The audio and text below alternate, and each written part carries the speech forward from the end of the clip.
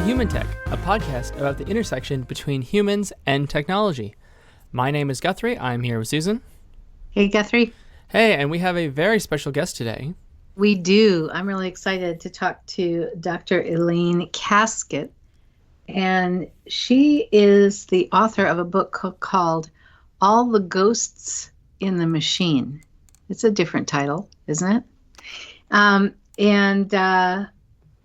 I think this is going to be a really interesting conversation. Elaine and I and Elaine and you, Guthrie, have not met in person. This is our first time really talking. But I have done some reading of Elaine's book, and so I just think it's going to be an interesting topic. The topic is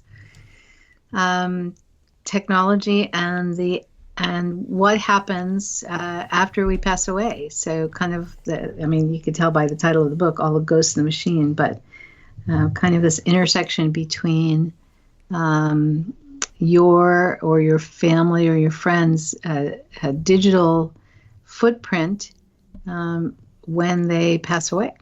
So Elaine, welcome to our podcast. Thank you so much for having me. I'm very excited about wherever this conversation goes. As you say, we haven't met yet, so it could go anywhere. One never knows. All right, so I'm going to start. Let's see. I think that every now and then people hear stories or they might have a personal experience that makes them think about this topic of, the intersection of technology and things like Facebook and what happens when someone is not around anymore, but their profile is still there and so on. But I don't think, unless you've personally, had a friend or family member pass away and you are personally the one that needs to deal with it, needs to decide what are we doing with their Facebook page and their Twitter account. I think for most people, they don't really think about this a lot. And so I'm wondering if you agree with that. And then I'm wondering if you can just tell us, what maybe start us off, because I know there's many things, but start us off with one problematic issue that this poses. Right. The subtitle of the book is The Digital Afterlife of Your Personal Data. And you're right. It is a book that's about the intersection of technology and our deaths. But weirdly, it's kind of not so much about death, the book. It's more using death as a lens to understand the extent of the control the big technology companies wield over our persistent digital information and our identities.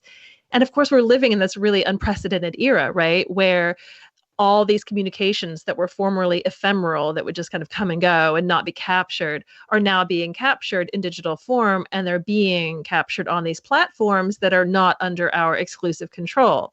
So we're kind of giving control and management and oversight of all of this comprehensive, intensely personal stuff to all of these technology companies. And of course, social media companies like Facebook might be the biggies, but they're really just the tip of the iceberg. Even if you don't have Facebook or Twitter or Instagram, if you're on the internet, increasingly, you have a really massive digital footprint. If you have an Amazon Echo Dot in your house and you're asking Alexa what the weather is, if you are wearing a smartwatch, are you carrying around a smartphone tracking your location data, all of us are using message services instead of calling people up on the phone. So all of this data is an extraordinary amount, and that's what enables the current atmosphere of surveillance capitalism to exist. That's what it thrives on.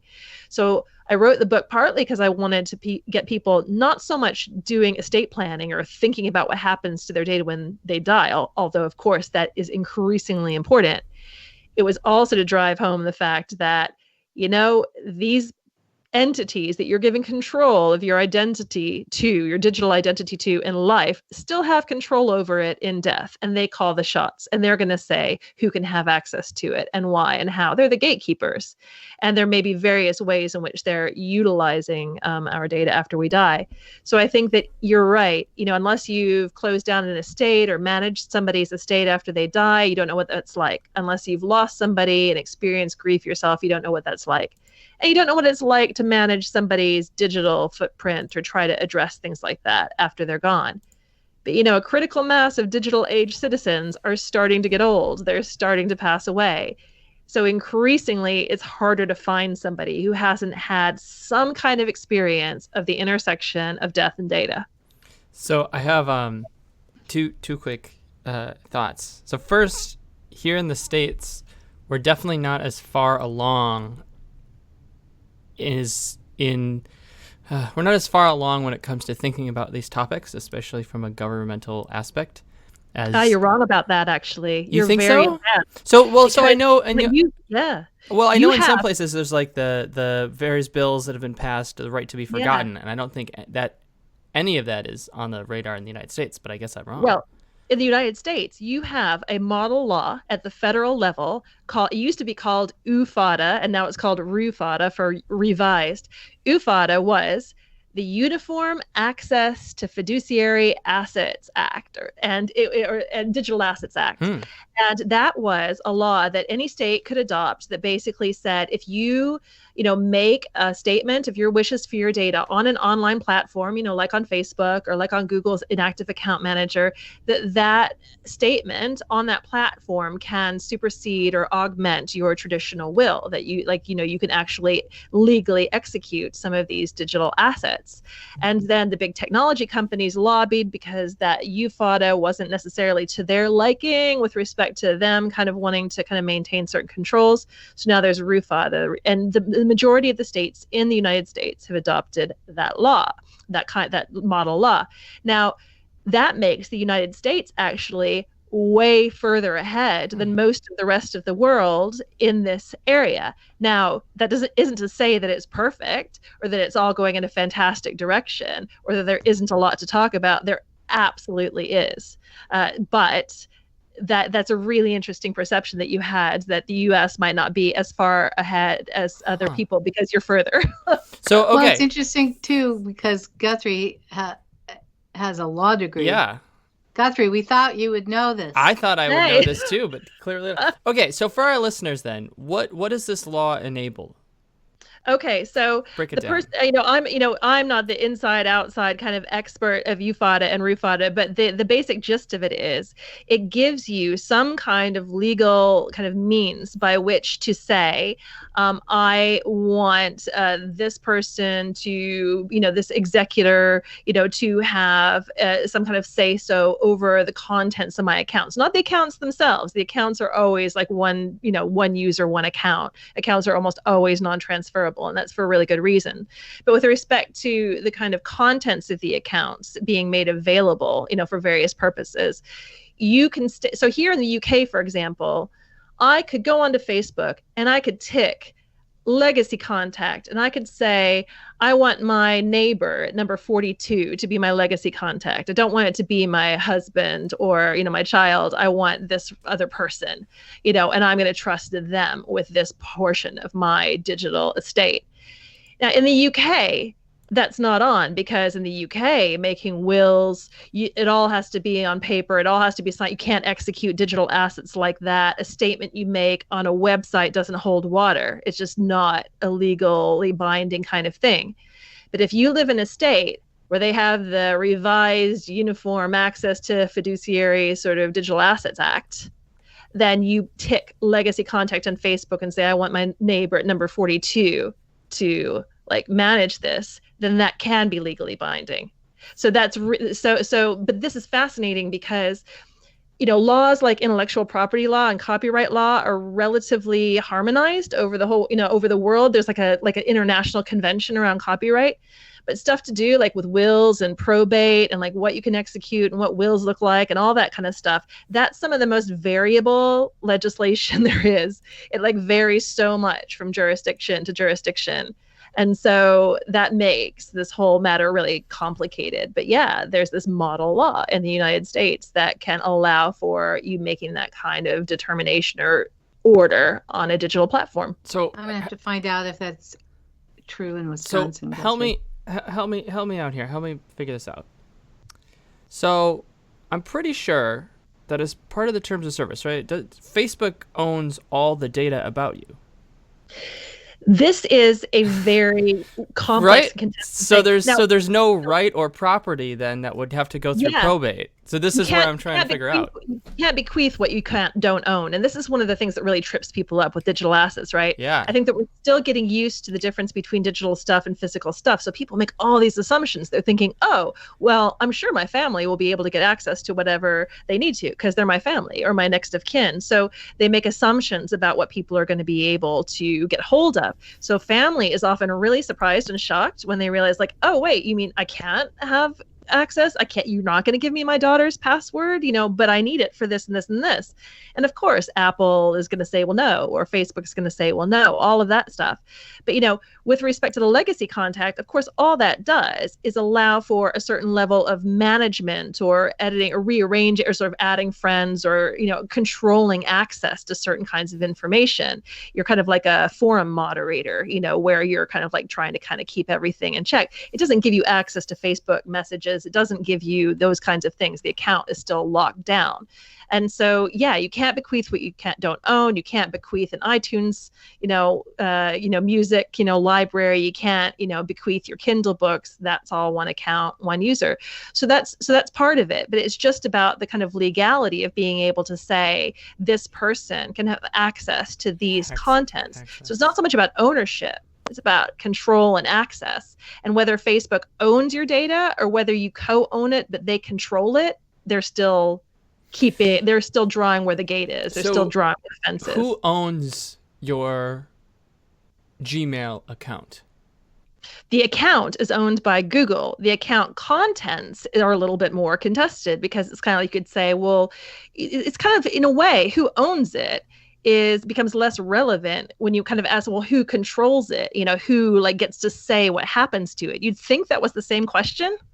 You'd think, oh, the person who owns it should control it. But it gets kind of fuzzy where it comes down to contents that you authored or that you received, but that are managed and the access is controlled by Google. Now, Google Inactive Account Manager is really interesting because you can kind of go on there and sort of say, I want this and this and this to be available to such and such a person, my inactive account manager, but I don't want that and that and that. I want that to be deleted upon receipt of the proof of my death or whatever it is. I guess I always thought that the Googles and the Facebooks owned everything.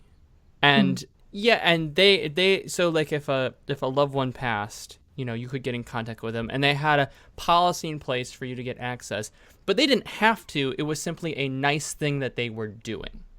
Like, it's a feature. Yeah. But it was totally optional because they own everything. Non-self-serving feature. I think this is one of the big questions of the digital era, right? Because all of these things are co-constructed stuff. So basically, if you have an email, there's all of the stuff that you wrote and all the stuff that you received. If you've got a Facebook page, there's all of the stuff that you said, but then there's all the comments that people made on it. So there's all these voices feeding into it, most of which doesn't rise to the level of intellectual property, right? I mean, in terms of original contribution to whatever, a 280 character tweet really struggles. It would be a pretty unusual tweet that satisfied the definition of protectable intellectual property. And I think that's another kind of confusion that people have, that basically any old thing that you write down or any old snapshot that you put up must be protectable under copyright, and it's not necessarily so. But let's say you had so then there's those all those different voices, but then they're on this platform that essentially makes all of the rules in its terms about who can access that under what sorts of situations. And they've got to watch their backs, don't they? Because if they leave an account open and accessible and able to be logged into, then there's all sorts of possibility for criminality and impersonation and privacy violations against the other living users of that platform that's connected to the deceased person. There's all sorts of concerns that get raised there. So of course they need to kind of lock those things down. But there's so many accounts of the deceased that are just open and, available for people to log into still. And that's a really big mounting problem. Because I had this happen. I'll just say quick, and then I'll let you ask some questions. Yeah. I had I was sort of part of this whole thing, so I have a personal experience with it recently, where someone passed, and before they were sick before, and so as part of the list of things that they need to information that's important, they wrote down every important account that they had and all their passwords on a piece of paper, which is like the least secure thing anyone could ever do. But you kind of have to, because then after they passed, it was this very excruciating process of going in and closing the accounts. And it was really hard to do, even with all the passwords and stuff, because, you had to call and close and send death certificates, and it was a whole big deal. I cannot imagine what would happen if, God forbid, someone gets hit by a bus, right? And and so no one has any idea what the username is, what the passwords are, and what accounts they have. They could have credit card accounts and all kinds of stuff signed up, and just you would just never know. You would never know. A list of the accounts that you've got is one thing. A list of accounts that you've got with the passwords is another thing, because as you say, that's you're like inviting basically your loved ones to basically hack everything and basically impersonate you for the purposes of shutting things down, which is a really unsatisfactory response to the problem, and which opens you to kind of security breaches in life. So Sharon Hart, there's a woman called Sharon Hartung in Canada who's written about this, and she talks about digital estate myths. And one of her digital estate myths is that hard copy and password managers are the answer. And I mention those in my book, but only as a hack. And she says, sharing passwords, that might seem like a convenient answer to stuff like this, to transferring digital assets or to managing them. But it's a Band-Aid. It's a Band-Aid for legal reasons and technical reasons and practical reasons. And also having passwords can lull you into a false sense of security. I talk about a case in my book that was over here in the UK, in Gloucester. There was a young woman who was murdered by her ex-boyfriend, who coercively controlled her in life, and then who 2 days after the breakup came into her place of work and murdered her. And of course, her family had a lot to be dealing with. And by the time they thought they had time to deal with a Facebook profile because her sister had the password. They thought, okay, well, when we need to deal with that, we'll close it down because her sister's got this password. But then they found out that the profile had been memorialized, probably because the media attention or algorithms detected that this woman had died. And so it was memorialized. The password was no good. That's the definition of memorialized. Nobody can log on to it anymore. So sometimes people kind of think, oh, I have the passwords, and then I'll be able to take care of anything. And for this family, it was a real problem because there were 72 photographs of the woman's murderer on her Facebook profile because she'd been in an intimate relationship with him, and they'd only recently broken up. The family had really good reason to want to get those photos off, but they had a heck of a time doing it. You said the account was memorialized. Yeah. So who did that? Well, this is the thing. Facebook has shifted around its policies on who can request memorialization quite a lot over the years. When Facebook started out, like a lot of different kinds of platforms, they had a delete upon death policy. Yahoo had a delete upon death policy. Facebook had a delete upon death policy. This is was maybe the standard thing going on. And then the Virginia Tech massacre happened. I think that was 2007, springtime 2007. And remember, over 30 people died in that university shooting. And people appealed to Facebook, which of course started out as a university kind of site before it was launched to the general public. And people said, these are really important sites of memorialization and mourning for us. Like, please don't delete these sites. And then Facebook took that on board and has memorialized profiles in one form or another ever since. Now, at the moment, recently, last year, April 2019, they sent out a press release and they said, we realize that some families are not yet ready to request memorialization of platforms. And so we're going to use AI, we're going to use artificial intelligence to discern which accounts are of deceased users so that we can suspend things like birthday reminders coming and everything like that, because we realize that's a quote unquote pain point for some people, or they assume it's for everyone, which it's not. And so in this instance, that's fascinating, because now they're sort of saying, feel free to leave these accounts open and vulnerable until you feel psychologically ready. But it's always been the case that family representatives of the estate could go through a procedure and request closure of the account, deletion of the account. They are not or memorialization of the account. And if they requested memorialization of the account, or if Facebook found out that the person had passed away, they could lock that down. They could be visited. You could still see the stuff that you could always see, but you can't log into it anymore. And it's so hard to be like, yes, this loved one in my life passed away. I would now like to delete them.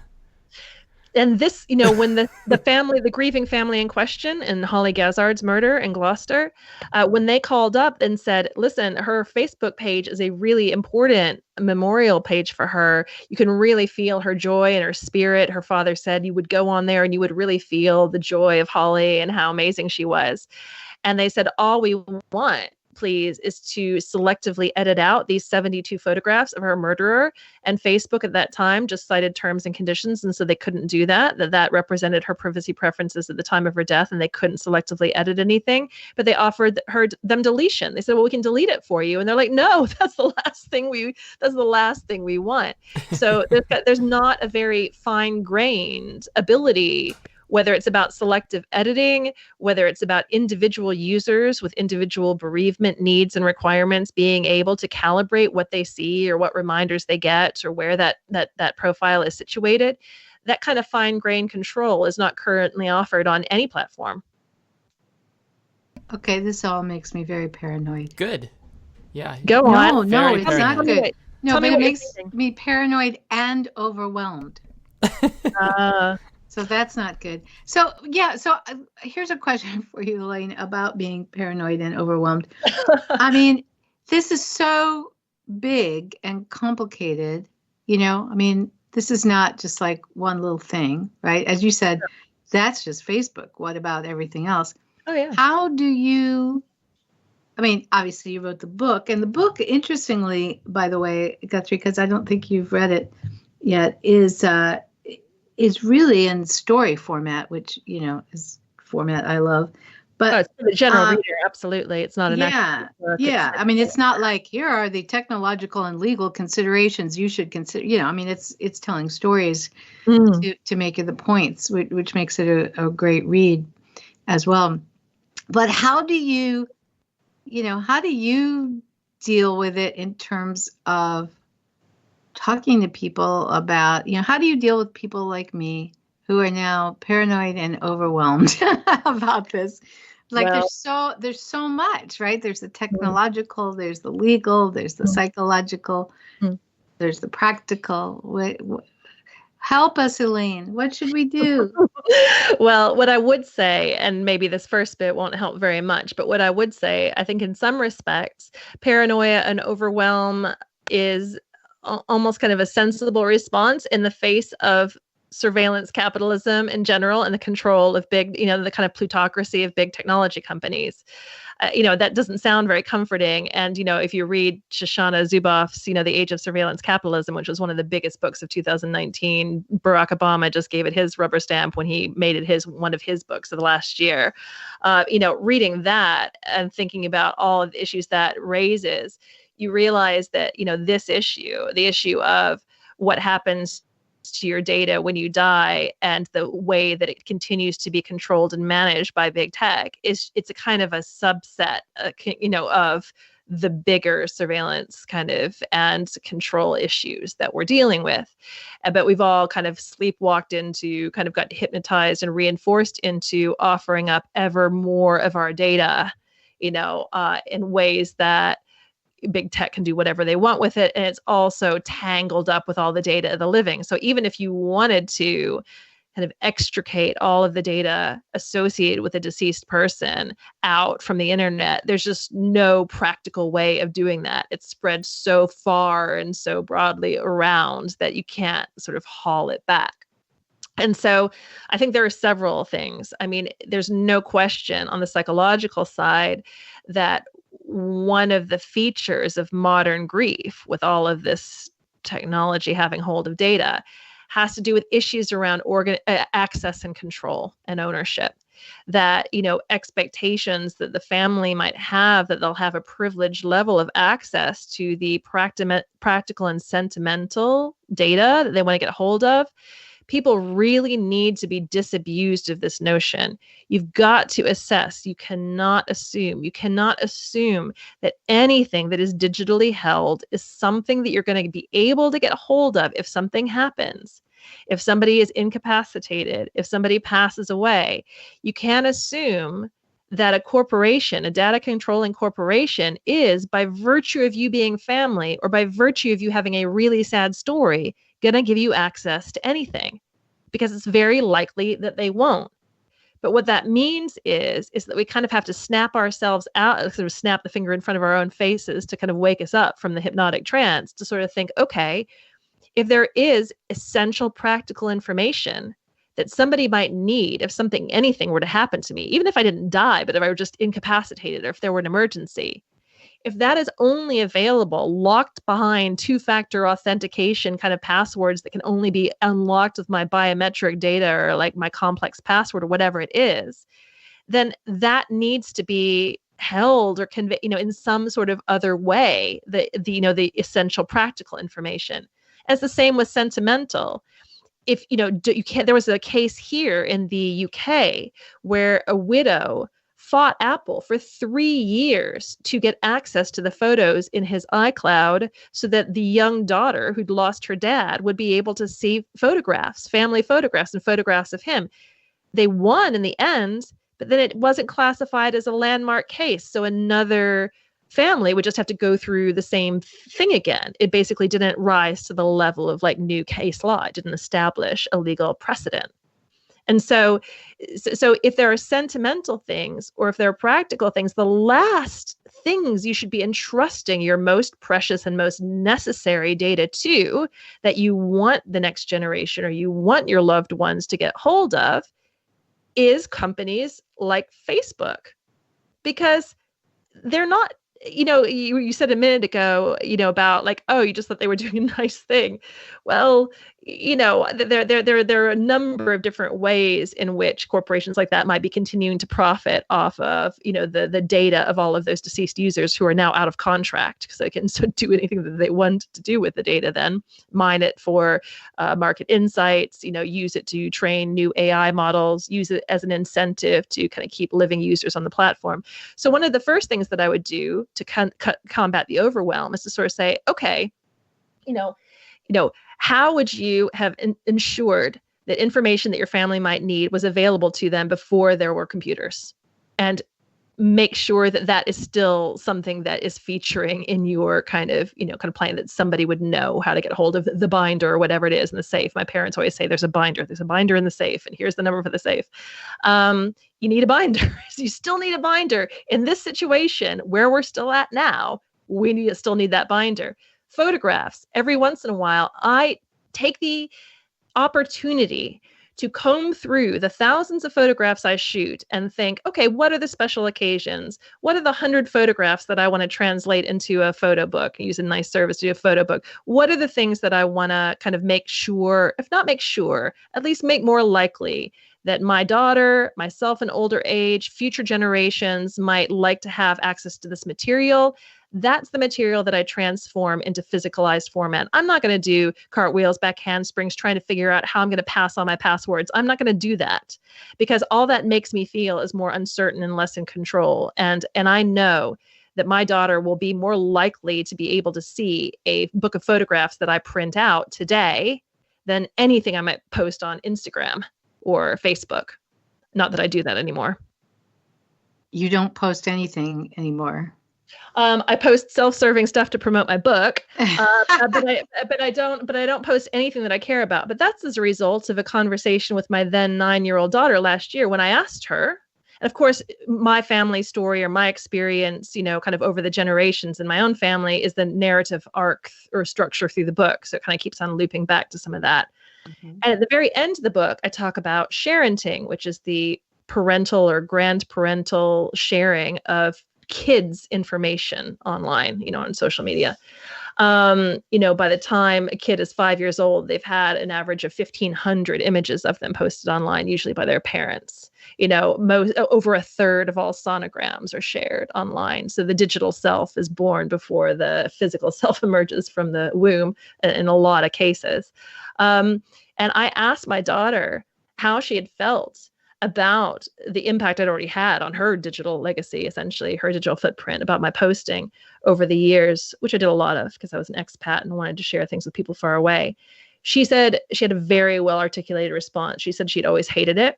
She'd always felt out of control. She didn't like meeting people who knew her and she didn't know them, and talking about her like she was famous and seeming to know about all her likes and interests and what was going on with her. She spoke of specific things that she had felt betrayed by that went back years. I mean, the child's 9. She remembered stuff from when she was 5 and 6 about realizing I'd posted stuff that she hadn't known about. And I said, what do you want me to do? And she said, I want you to delete all the past posts. And I did. And I don't do it anymore, because another thing I'd said was, what difference would it have made, do you think, if I'd asked you permission on every instance? And she gave an incredibly wise response. She referred to a friend of hers that's a little bit younger. And she said, if you ask this friend, oh, hey, can I take a picture of you in the bath? She'd probably stand up and wiggle her bum at you, and she'd laugh and she'd think it was hilarious. And she said, but she's crazy and she's a child. I was like, are you saying there's no way for a kid to really give informed consent to this? And she was like, yes, I think that is what I'm saying. So I don't post about her anymore, because I'm not going to exert that kind of control or choice or decision making over somebody else's digital footprint when I have enough trouble controlling my own. Yeah. Very interesting. When you were talking about making decisions about, like printing out a photo book now, so that years from now someone would have that book of photos. Yeah. It made me think about, one of the things I think we're really bad at as humans, and Guthrie and I write about some of the research on this as well, is people are bad at imagining or projecting how they're going to feel about things in the future, what's going to be important to them in the future. And I know, for instance, I had family members. My parents passed away when I was quite young, not that young, but in my early 20s, and this was a long time ago. And I made decisions back then about, what to keep and what not to keep and what was important and all of that, thinking at the time that I was making very reasonable decisions. I was making good decisions. And I think that myth of the fact that I'd made good decisions lasted for a very long time, until recently, when it's like, are you kidding? Why didn't I keep this? Why didn't I keep that? Just this, all the things that I wish I had done differently. So one of the things that I wonder, because you said, think about, print out the book. The problem is that we're going to make those decisions now, and then 10, 20 years from now, where it's like, well, that was the wrong decision. Oh, but that's it's always the case, isn't it? The digital age hasn't changed anything about that, other than the fact that because everything is locked down behind passwords, no matter what your intention, lack of intention, decision making, or whatever, you could either pass down everything you've ever written to anybody ever, right. Or nothing at all, They couldn't get access to anything, no photographs, no documents or whatever. So depending on how slapdash you are with privacy, somebody could either have a portal into everything, your inner world, your secrets. They could discern all sorts of things, like marry up location data and emails and search strings that you plugged into Google and lists of websites visited and, all this kind of stuff, and be like, wait, in iCal, it says that they were here on that date, but why does this email refer to the Hampton Hotel and who is Rita? If somebody is, facing a death that was problematic, homicide, suicide, medical mystery, or if the relationship was problematic or if the relationship was difficult, sometimes when people have access to a repository of digital data, they kind of like go through all of this kind of stuff and can open up more questions than they answer, and they might have access to everything and not be able to see the wood for the trees and not be able to kind of like discern what feels important because there's just so much of it. There's an avalanche of it. Or people might not leave behind any data at all. There'll still be physical possessions. There'll still be other stuff, but only the inner circle will probably have access to those things. And so I guess what I'm trying to say is you're absolutely right, though. I mean, I saw an article a little while ago where they asked a number of bereaved people about the thing that was really most important to them from somebody they'd lost.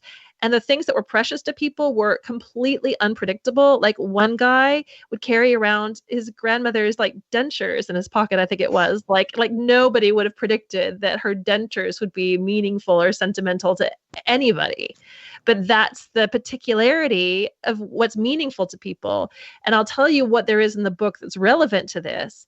It's folks who form digital legacy companies where they invite you to pre-record video messages or audio messages or emails or whatever to be queued up and like sent at various points after your death. So you'll never miss a birthday or you'll never whatever. So this is the whole kind of like getting emails from the dead or being stalked by the dead, whichever, either you love this and it's amazing and it's fantastic, or you're thinking, I really feel uncomfortable with this, but I don't know how to feel about turning it off either.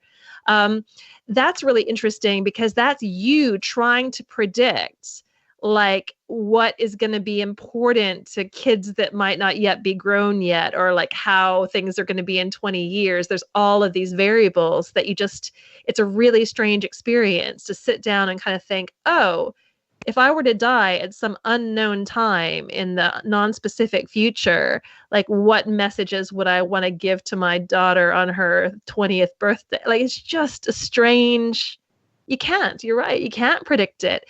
So it's the business models of companies that are trying to invite you to try and to sign up to do this are interesting to me.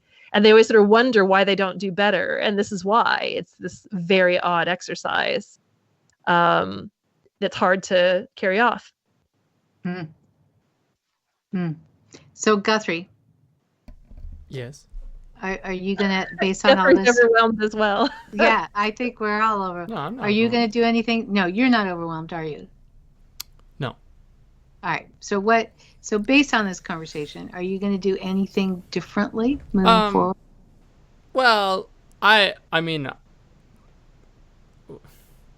I'm probably one of the strange people who thinks about this kind of stuff because of personal experience and legal background, I would guess, right? Yeah. And just your own weird personality. Yes, but it's also it is slightly.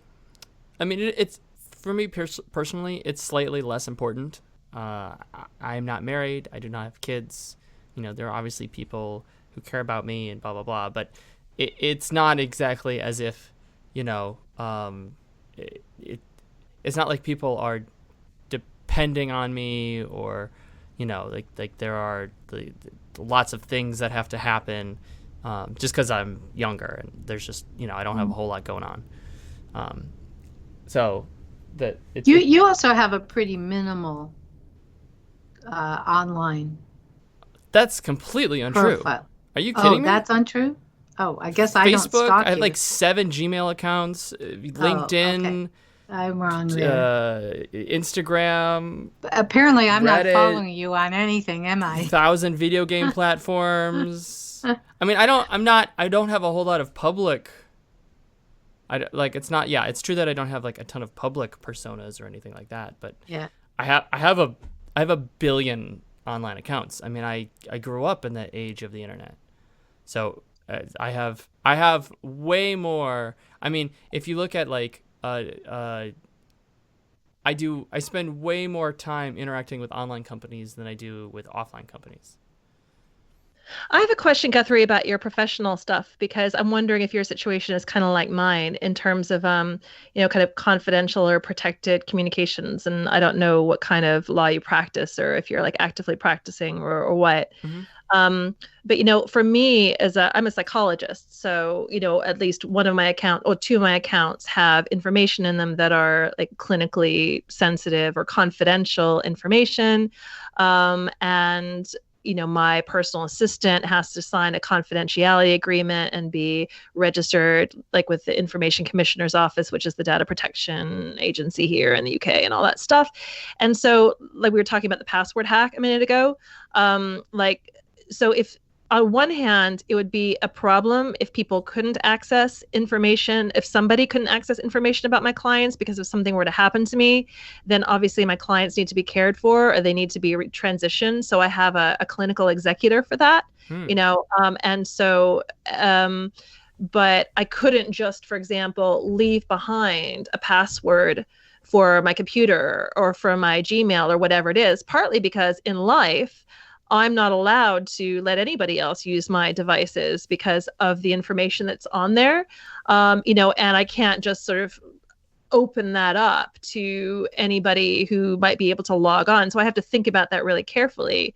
And I'm presuming it's the same thing for other kinds of professionals, including lawyers as well. Is that a consideration for you? Well, so the short answer is yes, but the medium answer is much more complicated. In the United States, there is quite a big difference between the medical field and the legal field. The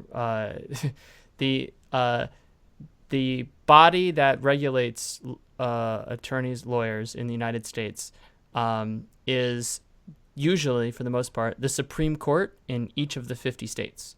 So there is no federal anything.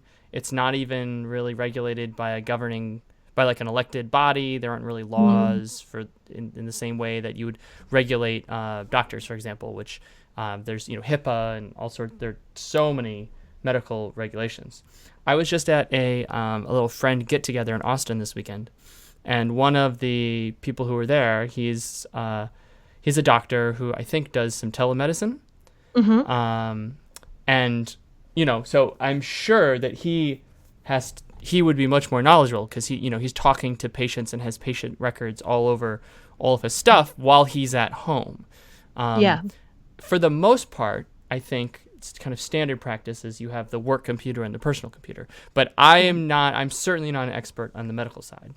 On the legal side, everyone should know that I passed the bar. I am a licensed attorney in the state of Illinois, but I do not. I don't really actively practice. I do, contract negotiation and small stuff like that, but I don't have, clients that invoke that sort of lawyer, attorney-client privilege that a lot of practicing attorneys have. That said, in Illinois, which is this is the state that I know the ethics rules to, there's a whole section on privacy, and especially what happens when you pass, and you have to have, just sort of like I don't know if I would call it, it's not exactly an executor, but you have to have in place the process for when you pass, the secure transfer of documents and information to to what comes next.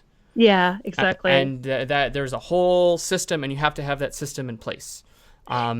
Generally, I would imagine the smart thing is to just have a wall and have your personal stuff somewhere and your legal stuff somewhere else. Oh, absolutely. Given the technological sophistication of a lot of attorneys, that is certainly not happening at all. So Well, I mean, we see all sorts of stuff in politics as well. Like, did she use her personal email? Did he use his personal email? Like, what ends up happening in practice, especially since yes. everything kind of like triangulates within the smartphone or whatever. It's kind of like if somebody gets access, whether irrespective of what account it's in, sometimes if somebody gets access to the smartphone, they can get access to all of it like in one place. And I think that that's the thing also about, it's not just about what's in what accounts. Whenever you're talking about your digital data, because it's such a hyper-connected world that we live in, and a lot of what we do online is about connecting with and to and communicating with other people, it's like you can't really access a deceased person's data without accessing the data of a whole bunch of other people too, including people who have signed up to a particular platform with understandable expectations of privacy. And I think there's a kind of a freedoms issue here in terms of kind of like the freedom to kind of express yourself. It's kind of, if I knew that every person I ever corresponded with ever, if I knew that their next of kin would eventually have the right to access all of that correspondence, I feel like that kind of affects the freedom with which you feel you can communicate in life, to kind of have that guarantee. I mean, I realize that it was ever thus, and if somebody died with a box of letters leaving behind, there's your letters, fine. But it's just the amount of kind of exposure, kind of uncertainty about, who all has access to your data. It goes right down from the very personal level right up to the corporation level. And we just realize how much control we actually cede or surrender when we put our stuff out there. But convenience is the convenience and ease and the kind of all in one place kind of thing that we're so seduced by, understandably, makes us take these shortcuts and engage in these efficiencies and have all the information together in one place.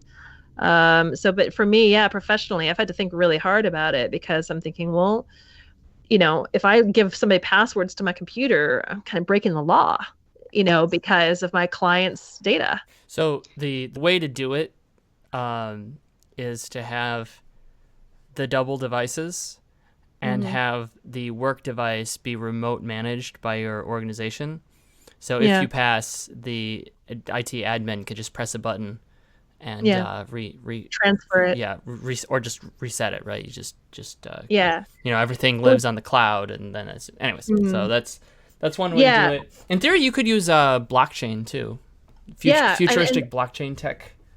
I think that blockchain and other things like this, and of course, the more, if the web moves in a more decentralized kind of direction where we have greater data portability and stuff like that. I mean, Sir Tim Berners-Lee he has been talking about how, the internet that he envisioned has drifted so far in its like hyper centralized kind of form from anything that he intended it to be. And he's sort of saying, we really need to start, kind of having greater control over our personally identifiable, personally associated data. And we need to be able to kind of have more authority and say so over what we do and control over what we do with it.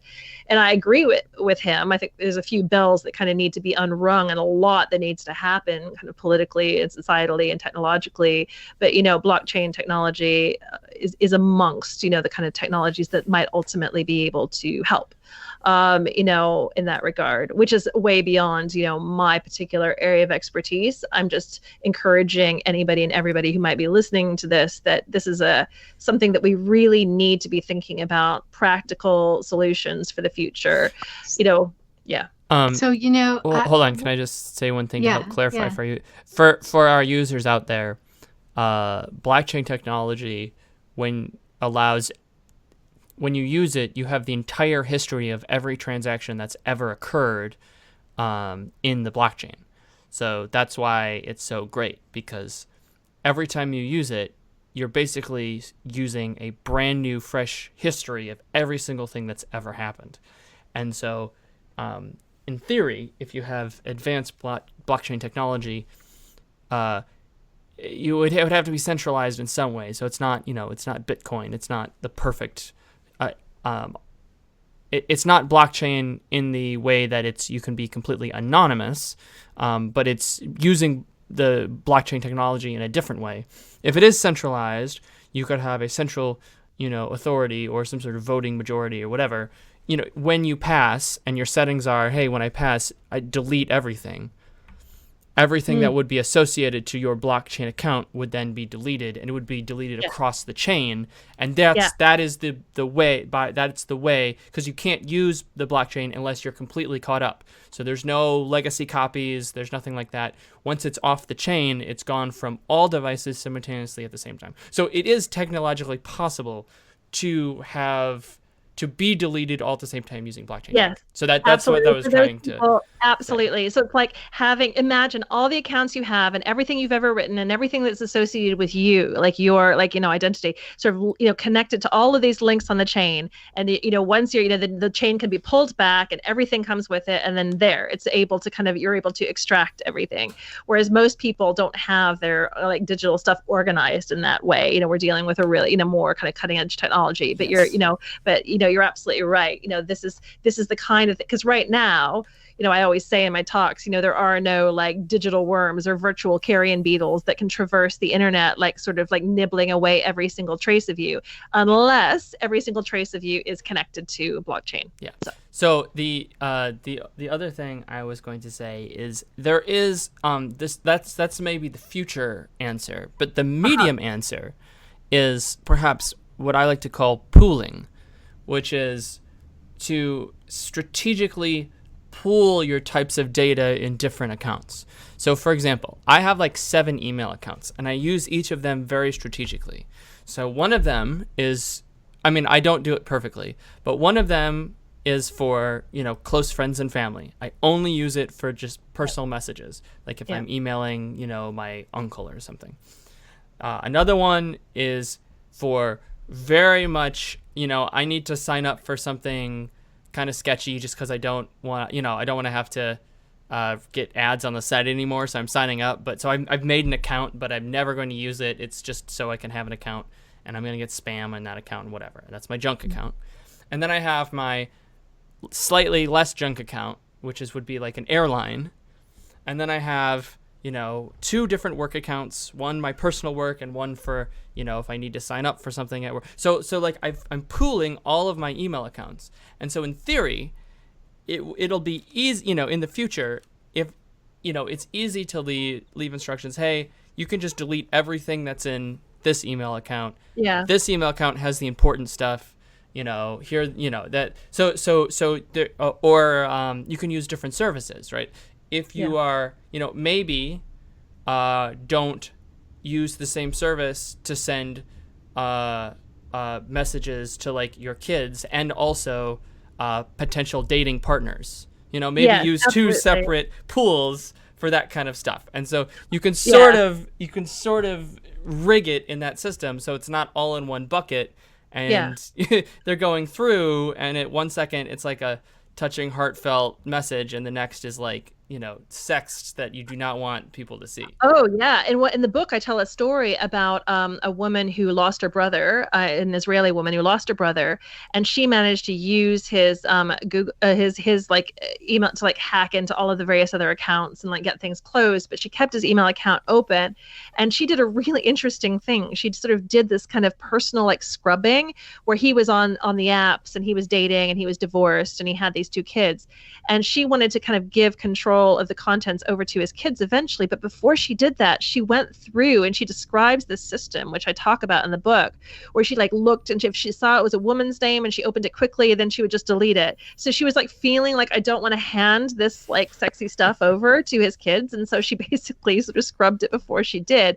Meanwhile, her kids, who weren't that young, they were older, teens or early 20s or something, were really wanting their father's laptop and really wondering what the holdup was. But she kind of wasn't done with this process of what she called folding his life after him, sort of handing it to them in a neat state, almost like the kind of clothing of airline disaster victims gets returned to relatives in a neat state. There is a huge companies devoted to kind of doing this.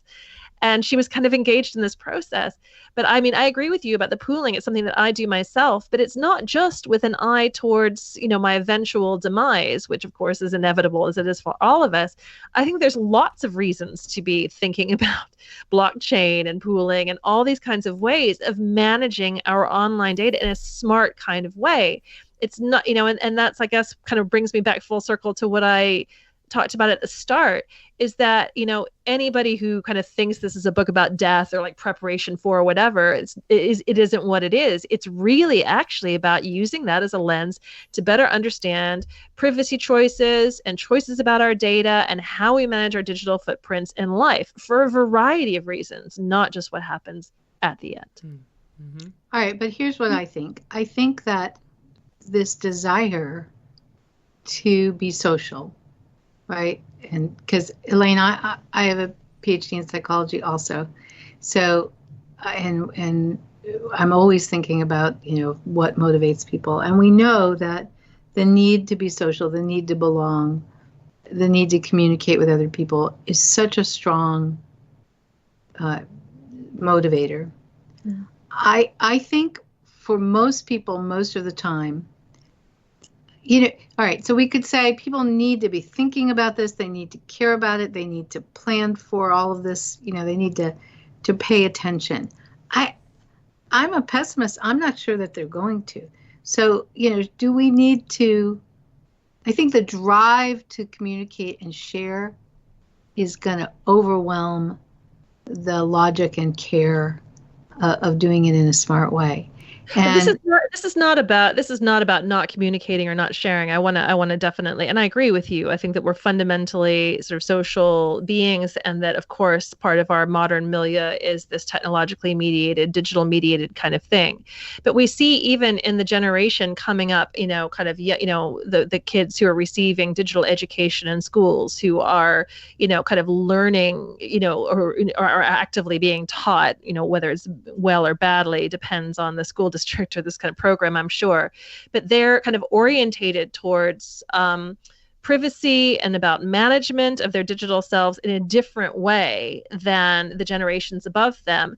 And there's research that kind of, our default assumption is like, oh, the kids don't care about privacy or whatever it is. But actually, like my 10-year-old daughter, then 9 when I had the conversation about it, oftentimes they're very highly aware of and attuned to these kinds of things, and are more kind of cynical or sort of suspecting of things than we imagine. And there's paradoxes, of course, and and there's various variables at play. But I mean, I don't think that it's a given that everybody's just going to always kind of let it all hang out as the digital age marches on. We've really been kind of like in the early digital age. And I don't know what the middle digital age or the next phase is going to hold, because the kids now are growing up under a different set of circumstances. They're being, it's not necessarily the case that they're going to be seduced or hypnotized into submitting to the surveillance that a lot of us who are kind of unfamiliar with this unprecedented situation are kind of walking into it. Awareness of this is really raising, and different regulations and a different culture might come, about if the digital ethicists, kind of have their way, and if the regulators finally get themselves together to start making different demands of the monopolistic big tech companies. I don't know what's going to happen. Yes, nothing will change about our fundamentally human urge to connect and to be social. However, much might change about the regulatory and the technological and the cultural milieu around, our data sharing practices online, and, and moving to a more decentralized web, or having things like blockchain technology that gives us more control coming to the fore. That is going to change things. Well, hey, I like that. That's optimistic. Now I'm feeling a little less overwhelmed, or at least a little optimistic that the generations coming up after us will be aware, will think this through, won't be. I'm sure that, I'm not sure. I'm going to guess that your 10-year-old, when she's, in her mid-20s, is going to look back on the behavior of the rest of us, right? And say, what were they thinking, right? Yeah. Why, how could they have done that or set it up that way? She's already said that, and I was amazed at how she was able to express herself. But what I will say now is that now that I don't post on Facebook anymore, I encounter these moments where I kind of think, oh, now seems like a moment when I would have posted something about this Yeah. on Facebook or Twitter. And now seems like a moment, now that I've taken that picture, where I would have put that on Instagram before. And even now, only several months after the fact of stopping doing it, it is like I've been sort of snapped out of a Yeah. trance. And I'm Yeah. thinking, why did I do that? I'm not quite Yeah. sure why I did that. I printed out all of my Facebook posts before I deleted the stuff, just because there was a historical record there. And when I flicked back through those pages, and the yearbooks sort of grew year on year as I became more sucked into this kind of these behaviors, and was reinforced to do that by, the platform and by all the approval or whatever. I look back at those and I'm thinking, but what was that in service of? Like, what was the function of that for me in that moment? And I actually don't connect with that very much anymore. And I'm only a short way out. So, I mean, there is a sort of a techlash afoot, in many sectors. And I feel that energy is growing. So I'm hoping it's growing, because I feel like we need to take a much more, aware and a kind of critical stance, and a mindful kind of stance of what we're doing when we engage with technologies. It's something that we need to do if we're going to kind of survive this era, really. But there are positive signs. Elaine, this has been such a interesting conversation, and I really appreciate your coming on to talk to us about it. So I just want to mention your book again, and this is Elaine Kasket. The book is called All the Ghosts in the Machine: Illusions of Immortality in the Digital Age. Actually, can I correct you there? In the United States, the edition coming out in the United States is All the Ghosts in the Machine: The Digital Afterlife of Your Personal Data. Oh, because the book I have in my hand. Yeah, you must have been sent the previous edition. You've got a rare UK edition. Good. Well, next time listen, we're coming to London in a couple of months, so I'll get you to sign it, and then it will eventually be worth a lot of money. There we go. Well, I very much doubt that. But the reason that the title was changed, and this is the version that's coming out in the United States on the 5th of March or thereabouts. The Digital Afterlife of Your Personal Data is the subtitle. Just make it clearer what the book is about. Yeah. But you can listen to it now on Audible under the previous title that you just mentioned, and I read the Audible version. So if you don't hate my voice too much so far, you can get more of it on the Audible version of All the Ghosts in the Machine. So if people want to get hold of you for any reason, if they want you to come give a talk or something, what's the best way? Connect on Facebook, right? Not anymore. The best way of getting hold of me is write, as in WRITE, at ElaineKasket.com. And you can find out more about my events coming up and press that I've contributed to, or pieces that I've written, some of which involves some more thinking that I've done since the publication of the book, on www.ElaineKasket, that's 1T.com. Yeah, and what we'll do, Elaine, is we'll post those links when we if that's okay with you. Now I feel like I need to ask. No, we'll post those links when we post the podcast. Flog books is definitely okay to post on your website. Thank you kindly. I appreciate that. Okay, thanks for coming on. Yeah. It was great to talk to you. And if anyone else has any other questions, our email, as always, is info@theteamw.com. And I think we've wrapped up. Thank you so much, everyone. We'll talk to you later. Bye-bye. Bye.